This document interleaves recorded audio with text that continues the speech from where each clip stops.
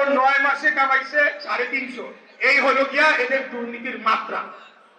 আপনারা জানেন যে এই স্থানীয় সরকার সচিবালয়ে একটি অগ্নিকাণ্ডের ঘটনার পরে স্থানীয় সরকার মন্ত্রণালয় এবং এই উপদেষ্টা নগর ভবনে তারা অফিস করছিল। তারা যখন এখানে অফিস করতে শুরু করে তখন এখানকার যে বিভিন্ন ধরনের উন্নয়নমূলক কর্মকাণ্ড এবং অন্যান্য বিষয়গুলোতে এখানে তারা ব্যাপক লুটপাট সাধন করে এবং জনগণের ট্যাক্সের টাকা তারা এখানে চুরি করে তারা তাদের যে পোষ্য ব্যক্তিরা রয়েছেন তাদের মাধ্যমে সেগুলোকে লুটপাট করে তারা আর্থিকভাবে লাভবান হয়ে তারা ভালো লেগেছিল, মজা পেয়ে গিয়েছিল, যার কারণে পরবর্তীতে আমাদের আন্দোলন শুরু করার পরের দিন যখন লেজ গুটায় আসিফ পালায় গেল তখন তার ভিতরে একটা হিংসা, একটা প্রতিশোধের আগুন কাজ করছে যে এখান থেকে যে তাকে বের করে দেয় সে ঢাকা শহরের জনগণ সেটা নিয়েছে, সে প্রতিশোধ নিবে। এরপরে আপনারা দেখেছেন যে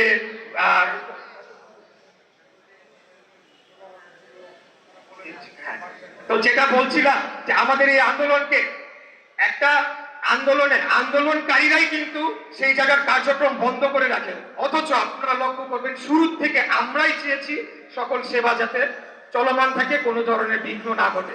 এবং ঈদের পরে যখন আমরা পুনরায় শুরু করলাম আমরা কিন্তু তখন সিদ্ধান্তই নিয়েছি এবং আপনাদেরকেও বলেছি আপনারা এটি প্রচার করবেন যে আমরা যাতে দৈনন্দিন যে সেবা স্পষ্টভাবে বলা হয়েছে সেগুলোকে পুনরায় চালু করে দেওয়া হবে, আমাদের আন্দোলন চলমান থাকুক, এটার পরিণতি যাই হোক, নগরবাসীর দুর্ভোগ যাতে আর এটা বৃদ্ধি না পায় সেটার জন্য আমরা পদক্ষেপ নিব।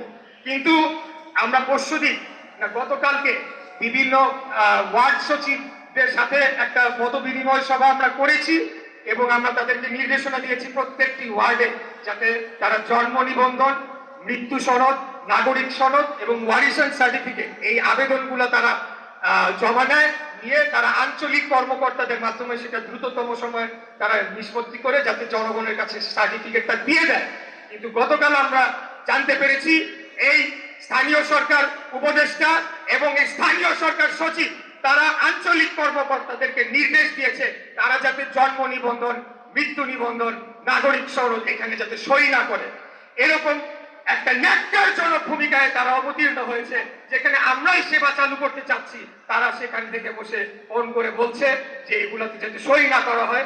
তাহলে কি হবে, জনগণের যদি একটু দুর্ভোগ হয় তখন সেটা তারা সরাসরি আমাদের উপর দায় চাপানোর চেষ্টা করবে। তাই আজকে ওপেন ফিল্ডে আমি আমাদের যারা মিডিয়ার ভাইরা রয়েছে তাদের সামনেই বলতে চাই আপনারা এটা দয়া করে দেশবাসীকে জানাবেন, আমরাই নিশ্চিত করছি যাতে জনগণের সকল সেবা কার্যক্রম অব্যাহত থাকে, এটাকে আরো কিভাবে বৃদ্ধি করা যায়, আর এখানে সরকারের পক্ষ থেকে চেষ্টা করা হচ্ছে কিভাবে এই সেবাগুলোকে বিঘ্ন ঘটিয়ে আমাদের উপর দায় চাপানো যায়। গতকালকে একটা রাতের বেলা হঠাৎ করে দেখলাম বিবিসিতে একটা সংবাদ প্রকাশ হয়েছে, এই আসিফ মাহমুদ বলছে যে কি জানি বলছে, ফৌজদারি, যদি ফৌজদারি অপরাধ করে থাকি তাহলে কেন আপনারা তো সরকারে, কেন আইন শৃঙ্খলা বাহিনীর কাছে আপনারা যে আমার বিরুদ্ধে অভিযোগ দায়ের করছেন না, কেন আইন শৃঙ্খলা রক্ষাকারী বাহিনীকে নির্দেশ দিচ্ছেন না আমাকে গ্রেফতার করে নিয়ে যাও? আমরা এসব ভয় পাই না।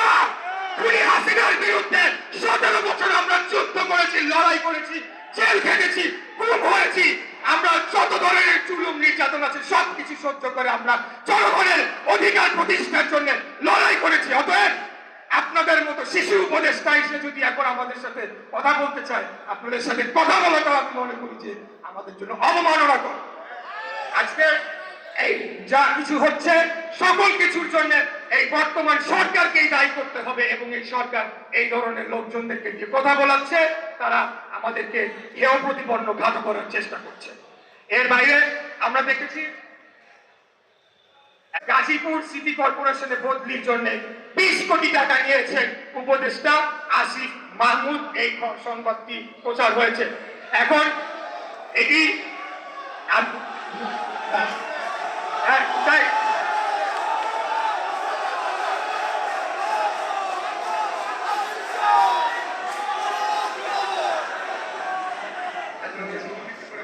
আমরা বলতে চাই এই যে এই খবরটি যেটা দেখলাম আমি আসার সময় দেখেছি, এটা যদি সত্য হয়ে থাকে এর বাইরেও আরো অনেকগুলো অভিযোগ এই উপদেষ্টা আসিফ মাহমুদের বিরুদ্ধে এসেছে।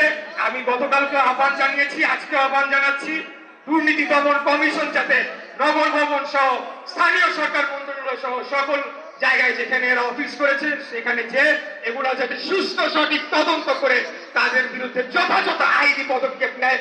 আর যদি এটা নিতে ব্যর্থ হয় তাহলে বলতে হবে এই পুরা সরকারই তাকে পৃষ্ঠপোষকতা করছে, পুরা সরকারের উপরে দায় বর্তাবে। আমরা আজকে এই ছিল আমাদের আজকের বক্তব্য। আমরা আগামীকালকে পরবর্তী কর্মসূচি নিয়ে আমরা পরবর্তী ঘোষণা দিব।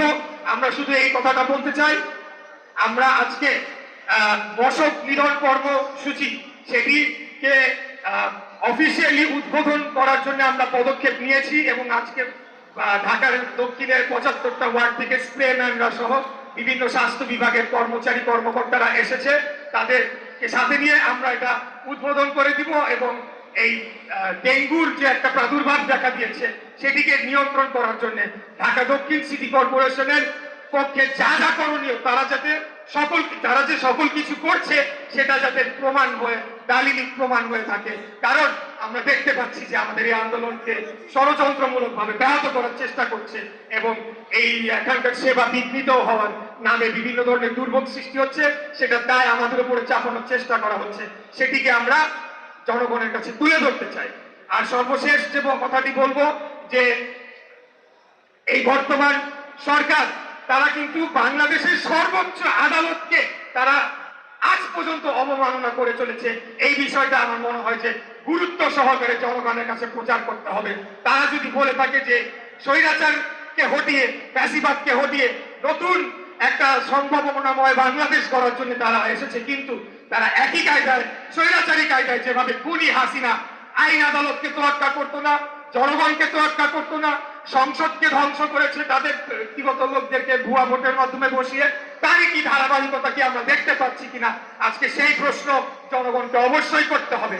আমরা বলতে চাই অতীতে যেমন বলা হতো যে হাসিনার বিরুদ্ধে বলা যাবে না বা তার পরিবারের অন্যান্য সদস্যদের বিরুদ্ধে কথা বলা যাবে না, বা আজকে যদি বর্তমান অন্তর্বর্তীকালীন সরকার কোনো ক্ষেত্রে বা অনেক ক্ষেত্রে যদি ব্যর্থ হয়, তাদের বিরুদ্ধে যদি বলা হয় যে বলা যাবে না কথা, মুখ খোলা যাবে না, তাহলে তো কোনো পরিবর্তন হলো না। আমি বলতে চাই যে বাংলাদেশ সবার আগে বাংলাদেশ রাষ্ট্র এবং জনগণ। এখানে কোনো এক ব্যক্তি রাষ্ট্রের চেয়ে বড় হতে পারে না, জনগণের চেয়ে বড় হতে পারে না। এই দেশটার মালিক জনগণ, শহরের মালিক জনগণ, নগর ভবনের মালিক জনগণ, সিটি কর্পোরেশনের এবং সরকারের যে সকল সম্পত্তি রয়েছে সবকিছুর মালিক জনগণ। অতএব এই সরকারকে অবশ্যই জনগণের কাছে যখন প্রয়োজন জবাব হয় না। আমরা ইনশাল্লাহ যত ধরনের জেল জুলুম অত্যাচার নির্যাতন আগে সহ্য করেছি, এমনকি জীবনকে বাজি রেখে রাজপথে আন্দোলন করেছি, আবারও যদি প্রয়োজন হয় জেলে যাওয়ার জন্য আমরা প্রস্তুত। আবার যদি প্রয়োজন হয় জনগণের অধিকার প্রতিষ্ঠার জন্য বুক পেতে দেওয়ার জন্য